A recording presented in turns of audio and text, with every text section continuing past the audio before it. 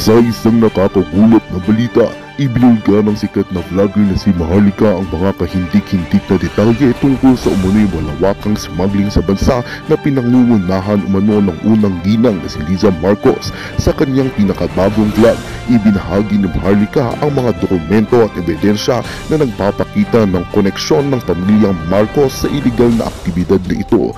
Batay sa mga impormasyong inilabas ni Maharlika, tila hindi lamang basta kasangkot ang pamilya Marcos sa smuggling, kundi mukhang sila pa ang pangunahing nagpapatakbo nito. Lumikha ito ng malaking ingay sa social media at nagdulot ng pangamba sa publiko hinggil sa kahalagaan ng integridad at transparency sa pamahalaan. Sa kabila nito, hindi pa naglalabas ng opisyal na pahayag ang pamilya Marcos hinggil sa mga aligasyon. Subalit, marami ang nagtatanong at umaasa na magkaroon ng malalimang imbestigasyon upang malaman ang katotohanan at mapanagot ang mga sangkot sa anumang krimen na kanilang nagawang gawin. Well, ito nga ang balitang ating pagkakatutukan. Ngunit bago ang lahat, siguraduhin mo mag-subscribe at hit ang notification bell para sa patuloy na pagtutok sa mga sugyap ng bagong balita sa tunay na boses ng masa.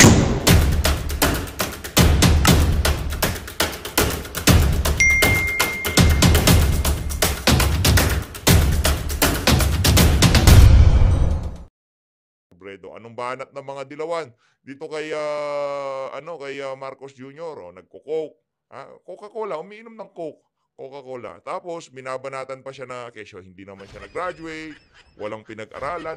Yan ang banat nitong si Leni Robredo dito kay Marcos Jr., dito kay Macoy Jr.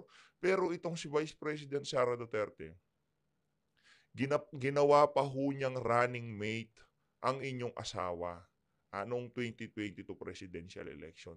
Tapos, imbis nagantihan nyo siya ng kabutihan, puro ho kababuyan ang ginawa nyo sa ating pangalawang Pangulo. Pagkatapos, nung nagtambalan sila, kilig na kilig itong mga Marcos na to. Yes, nakuha na natin yung tinatarget natin. Yung pinaka number 1 sa presidential survey, naging vice president ko. Anong sinasabi ni Marcos pagka may talumpati siya? Ako'y pinakaswerte sa lahat ng kandidato ng pagka-presidente dahil ako ang napili. Ayan, ganun na yung mga bana niya. Nitong si Mayor Inday Sara Duterte para kanyang makatambal dito sa 2022 national election. Pero mga kababayan, sinabi daw, napanood nyo po yung video natin kaninang umaga. Sa mga hindi po nakapanood, panoorin nyo na lang. Nandun ho yung interview nitong si Liza Araneta Marcos dito kay Katunying. Imbis na tumbasan nyo ng kabutihan yung ginawa ng mga Duterte sa inyo, anong ginawa nyo kay Vice President Sara Duterte? Anong sabi nitong si Liza Araneta Marcos? Ay, pagtatanggol daw ni Marcos Jr. itong si Vice President Sara Duterte. Kinukuyog siya sa mainstream media, kinukuyog siya sa social media, mga amuyong nitong Marcos administration, mga congressman na kaalyado nila, buong House of Representatives, binabanatan si Bibi Sara. Pinagtanggol ba nitong si Marcos Jr., itong si Vice President Sara Duterte? Pero nung panahon ng kampanya, totoo to. Mga dilawan ho at kasama itong si Leni Robredo, kasama ho siyang bumababoy dito kay Marcos Jr. Pero itong binabanatan ngayon, itong walang utang na loob na Liza Araneta Marcos na to, pinili ho nitong si Bibi Sara ang asawa niya para makatambal noong 2022 presidential election. Ganyan ho. Kaya ho sinasabi natin dito mga kababayan, hindi na po tayo maghahalal ng Marcos. Kita nyo ho kung gaano ka-entitled itong si Liza Araneta Marcos. Pagka nagsalita siya, akala mo talagang may mandato siya sa tao. Akala mo pagka sinabi niya na she crossed the line, merong makikinig sa kanya. At saka dapat wag mo na sabihin yun Vice President yan. Sino ka ba? Asawa ka lang naman ng presidente. Wala kang mandato. Yung pagiging first lady mo, nakuha mo lang yun dahil asawa mo si Marcos Jr. Pagka nagkaiwala kayo, nagkabagong chick si PBBM, di ba na yun? Siya na yung first lady, ikaw hindi na ikaw yung first lady. Pero itong si Marcos Jr., hinalal yan ng 31 million na Pilipino. Yung mandatong ibinigay sa kanya, wag mo naman isaksak sa utak mo. Na pagka nagsalita ka sa social media at mainstream media, akala mo ikaw presidente ng Pilipinas O baka gusto mo susunod tawagin ka naming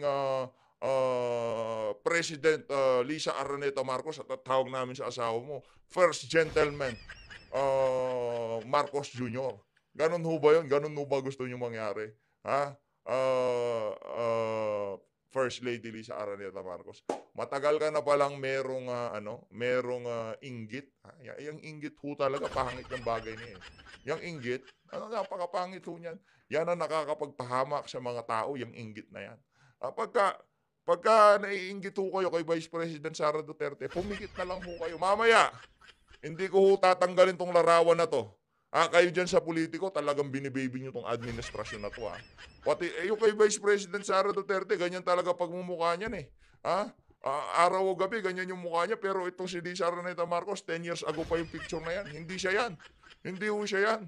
Hindi naman sa mali ang larawan na yan. Mamaya ho, makikita nyo ho ito mga kababayan. Dumako ho muna tayo dito kay Tiebes. Ayun. Justice Sec Jesus Crispin Remulla on Thursday, April 18, urged Timor-Leste to immediately hand over detained former Negros Oriental 3rd District Rep Arnulfo Tieves Jr. to Philippines government so he can face the charges in court. Hindi ganun yun. Yan ang hirap sa atin eh. Pagka tayo may hawak ng mga foreigner, di tayo dinidigtahan. Kahit Chinese national pa yan, American national, o kung anong klaseng nationality pa ng mga nagtatago sa batas doon sa mga lugar nila yung natitiklo natin sa Pilipinas. Wala akong nakikiusap na, hand-over nyo na yan, kami na bahala dyan.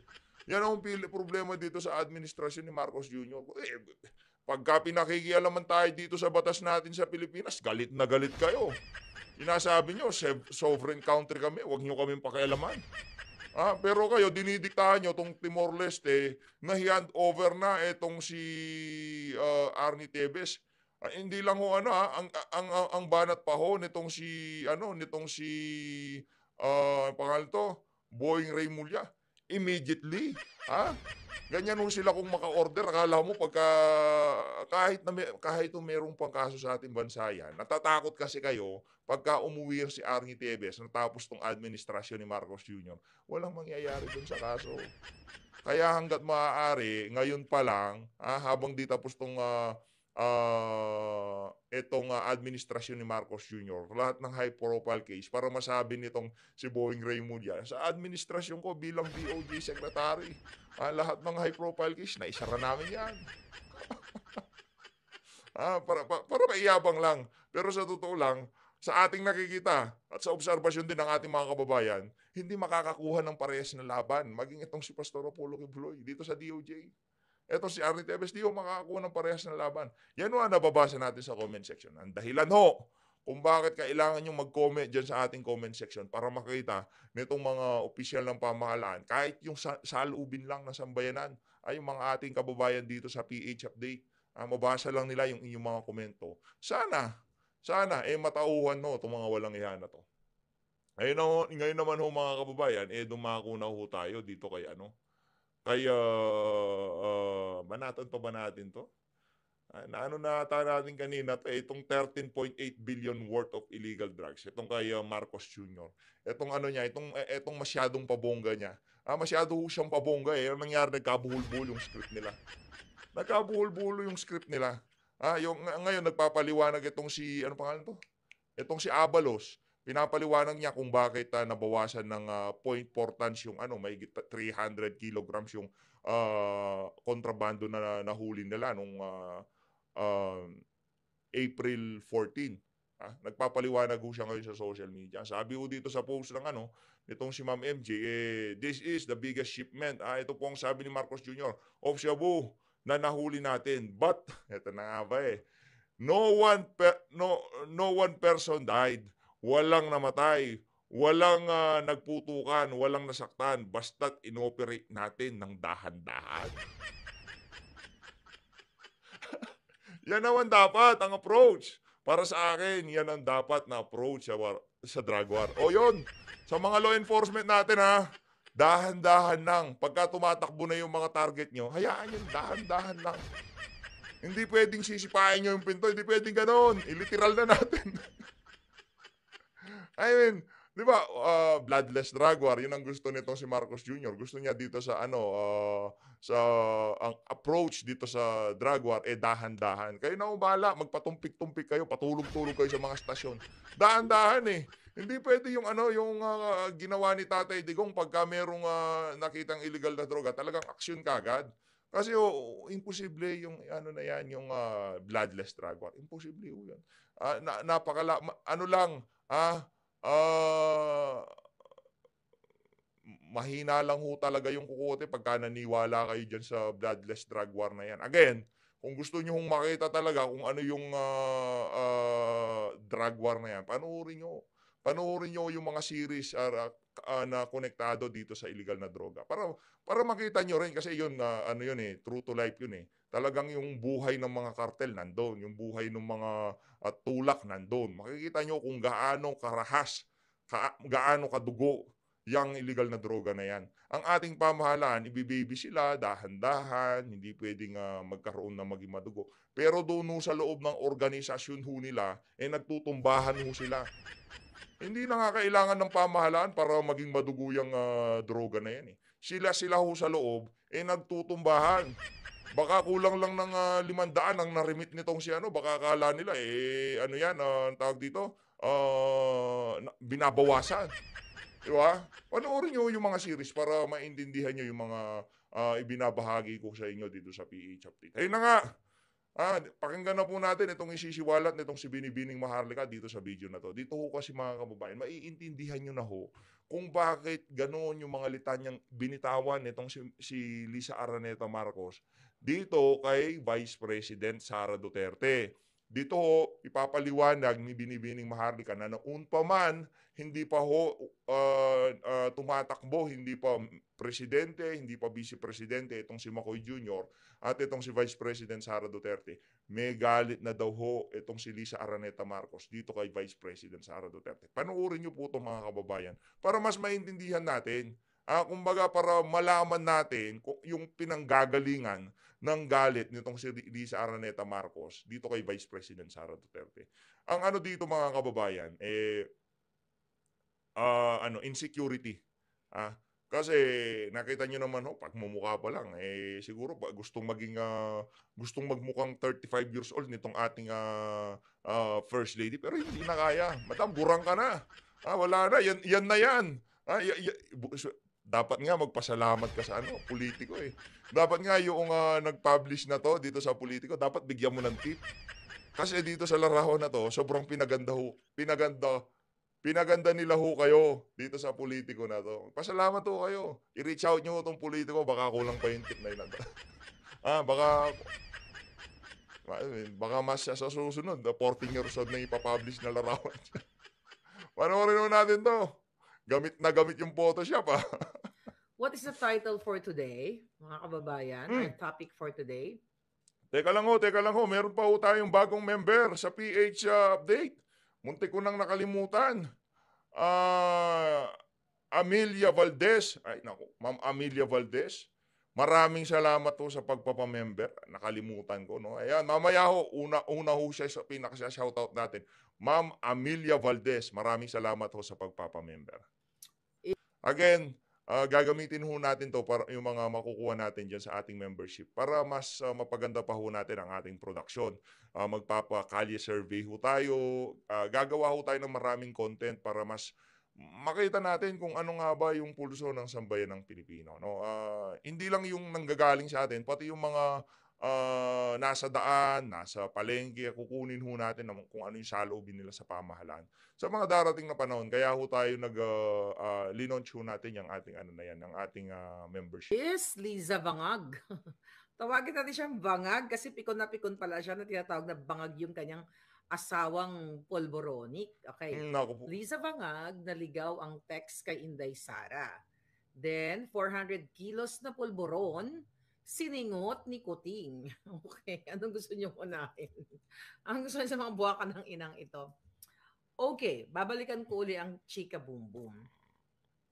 During the campaign, actually before election pa, nung budol na budol pa ako, mga palangga, yung baka ng inang bangag na yan, ni Lisa, yung mukha niyang, yung feslak niyang corduroy na makinis pa yung ingrow ni Inday Sara. Ang mukha niya kasi, meron daw kasing teaser, okay, na pinalabas yung kasabwat niya si Ata Erna na nagtanim kaso sa akin yung mga hinayupak na, hindi kayo man ng mga buwaka ng genemis niyo. Alam mo, Lisa, ikaw ang hinayupak ka, yung mga kasabot mong demonyong kamukha mo. Okay, tignan natin. Okay, natin yung feslak ni bakla. Okay? Okay, ano? Oh my God! Ayan, Intro sige. ni Inday Sara. Sige, ho. Tingnan nyo na lang mga kababayan. Tingnan nyo ha. Ito yung sinasabi ko sa inyo eh. Mga kababayan, ayan, tingnan nyo. Yan, tingnan nyo mga kababayan. Paano nangyari kayo dyan sa politiko? Ayusin nyo ha. Ayusin nyo. Marami nang di natutuwa sa inyo. Paano nangyari yan? Yan ho yung original na mukha nitong si Lisa Araneta Marcos. Hindi yan. 20 years ago yan eh. Luma na yan. Kunin nyo itong updated. Ito yung totoo. Kayo dyan sa ibang tip. Bigyan ng tip yan. Ito pa ang yawa. Oy, Lisa, kahit maligo ka ng trilyon, mukha ka pa rin pusali. May ano pa, may filter na yan, no? Alam ka tayo ng picture niyang walang filter. Alam ko, marami siya picture dito na walang filter sa... Okay, maghanap ako kung... Ayun. May makita ako dito, mga Inday, ha? Okay, voice city natin yung face... Ay, ito. Ito. Ay, ang mukha niya. Tapos naging mukhang ininat ng jutang Jennifer. Oh my God. Corduroy. Maganda pa yung ingrow ni Inday Sara dito, yung ingrow niyo. Anyway, ayoko magalit kasi nakakatawa talaga to. Alam mo, dapat matanggal sa mga inayupak na to. Binababoy na talaga yung Pilipinas eh. Ngayon, eto mga hitad. Na pa tayo. Baka yung makita pa tayo ditong corduroy eh. Teka. Ito ba ito? Tignan nyo mga kababayan. Parang katatapos lang maglaba. Hindi ho siya yan. Hindi ho siya yan sa larawan na yan. Kaya kayo dyan sa politiko, ayusin nyo. Mali-maling larawan yung mga pinapakita nyo, fake news to. Fake news yung letrato, pero yung sinasabi dito na nabasa ba natin to? Next time na lang, basahin natin parang next time. Parang katatapos lang magmultong Anyway. Kakatapos lang magparamdam. Balikan natin nung ako ay budol pa ng mga putang inang ito. Pagtawanan na lang natin yung pambubudol sa atin. Pero again, kailangan natin silang ligwakin. So, kinuwento ko naman na sa inyo na sinasabi ng hayop na to na Duterte is subadoy. Kaya sinasabi niya ang mga Duterte ay subadoy kasi mga Bisaya. Akala mo hindi from Bisaya tong gagang ito eh. 'Di ba? Akala mo hindi Bisaya ang hinayupak. 'Di ba? Nakarating lang ng Amerika dun sa pusali sa New York. Akala mo kung sino ng Alta. Oy. Lisa, Satanas. Kahit anong gawin mo, mag-inarte, magpa-geto-geto, magpa-Harlem, yung mukha, ang feslak mo, corduroy pa rin. Hindi bagay sa'yo, kahit lakawin mo lahat ng pera ng bayan. Alam mo kung bakit ganyan ang pagmumukha niya? Tandaan nyo, ang taong hindi nakakatulog ng kumpleto, nakatulad niya, dahil siya nakakatulog sa kabibilang ng nakaw ng kaba ng bayan eh. Kaya ganyan ang resulta. Kahit nakawin, sabi ko sa'yo, kahit nakawin mo lahat ng pera ng bayan, ang mukha mo, ang feslabo mo, ang feslak mo, corduroy na corduroy at bangag na bangag. So during that time, okay, yung hinayupak, alam nyo, ikakwento ko lang kung paanong paano kami nagkakilala. 2017, nung pumunta ako, nung inibitahan ko ni Senator Amy sa Lawag, nung kinasal ang kanyang anak na si Michael, siya ang lumapit, yung babaeng hinayupak na yan. Never, akala ko ba sosyal ka? Akala ko ba alta ka? Bakit lumalapit ka sa akin? Hindi ako nakipag-friend sa'yo. Ayun. Ikaw ang nakipag-friend sa akin. Kasi lumalabas na ho. Gaga ka. Natatandaan mo Nilapitan mo, kuhuay Maharlika, hindi ka kita kalala eh. Alam ko lang may nag-i-exist na asawa si Marcos Jr., but I don't know you, Corduroy. Hindi ko talaga kilala yung Cordoroy. Yung sabi niya, oh, hi, Maharlika. Thank you for coming in Lawag. Oh, thank you. Thank you, darling, for supporting Bong. Have you met Bong na? Come on, come on, come on. Gaganon ka pang alpotera ka. Remember that? Kaya user kang impacta ka. Ayun. Yun na nga sinasabi natin mga kababayan. Yan po ang mga Marcos. Yan ho yung mga Araneta. Itong sila ho yung talagang pahirap sa ating bansa. Halimaw ka sa banga. Ngayon, Almusok. ito. Ayun na nga, during the campaign, nag-uusap-usap kami kasi syempre tumatawag, yung lalo pag bangag yung mga yan, tumatawag yan, ang hinayupak na yan, or nagdi-text pag gusto nilang pa-interviewin si Kuting. Alright? Ngayon mga kababayan, may mga pagkakataon na nag-chika-boom-boom kami. Okay? Nag-chika-boom-boom kayo ng bonggang-bongga. Kasi diba may mga survey, so nagkukwentuhan kami, natatakbo ba si Inday? Kasi syempre ako talaga, budol na budol, talagang, ayaw ko si Inday nung time na yun kasi nga sabi ko, bata pa si Inday, ganyan-ganyan, si Kuting na lang muna kasi pagpatuloy yung nasimula ng tatay ng Chuba-Chuchu, mga ganon. So during that time, ngayon sinasabi namin, yung sa conversation, sa lahat ng platform meron kami, WhatsApp, Viber, at kung saan, hanggang sa tumatawag nga siya kapag bangag siya. May mga pagkakataon na sinasabi ko sa kanya, okay, actually hindi lang. Madam, wag mong tawagin bangag. Nasasaktan sila, na-hurt sila pagka tinatawag silang bangag. Ayaw nila yun. Bangag sa kapangyarihan. Oh, bangag sa ulam. Oh, bangag sa tulog. Naman ako, marami yan. Na what if kung si Inday ang tumakbo kasi mataas sa survey si Inday. Anong sabi mong hayop ka? Ayan. Ha? Anong sabi mo? It must be Bong. Not Sarah. Oh, ayaw niya talaga. It's not be Bong as president, not Sarah. Oh, see? Yan na ba sinasabi natin. Hindi yung pagtawag ni Tatay Digong na bangag itong si Marcos Jr. Hindi doon nagmula ang galit nitong si Lisa Araneta Marcos dito kay VP Sara. Noon pa ho, galit na talaga yan kay Vice President Sara Duterte. So, tingnan natin, nakahanap na lang siya ng dahilan para ilabas ito. Ipakita na, nagalit ako dahil dun sa di ba? Alright, tapos ngayon, sobrang nasistress ka everyday kay Inday Sara kasi insecure kang Cordoroy ka. Yung mukha mong bangag, insecure ka. Sabi ko, kahit ingrow ni Inday, maganda di hamak sa feslak mong polboronic. Nikotina, at kung ano-ano pang jalak ang tinutungga mong gaga ka. Okay? July, nung nasa Shangri-La ko, may minute ako mga kaibigan ni Inday Sara, supporter ni Inday Sara. So nag-dinner kaming hinayupa ka. Nagkamali ka, naligaw ang text mo. Ayan. Kay Inday Sara. And I don't think Inday Sara will speak up about this. Okay. Ngayon mga palangga, yung impactita na to, alam niyo ba kung ano tinext niya? Okay, sabihin ko sa inyo. Ito na. Ayan. So, nasa Shangri-La kami, chikahan kami, gano'n, about kasi panalo na si Kuting noon eh. Tapos doon ko nga nararamdaman na demonyo yung mga nakapaligid at saka si Lisa mismo ay demonyita. Okay? Doon sa conversation namin, nung gabi yon, okay, ang pinag-usapan namin, na naligaw ang text mo. Nung time na yun, hindi ko pa alam kasi ayaw pa sabihin sa akin ng informante ko. Basta naligaw ang text ni Lisa Tanas kay Inday Sara kasi nung time na nagtitext siya, bangag na bangag ka. At ilang beses naliligaw mo ang text sa akin. Yung text mo kay Pebbles, naligaw sa akin. Yung mga text mo para sa intended sa ibang tao, napupunta sa akin, napupunta kay la Pebbles. Kasi, bangag ka. Bangag na bangag at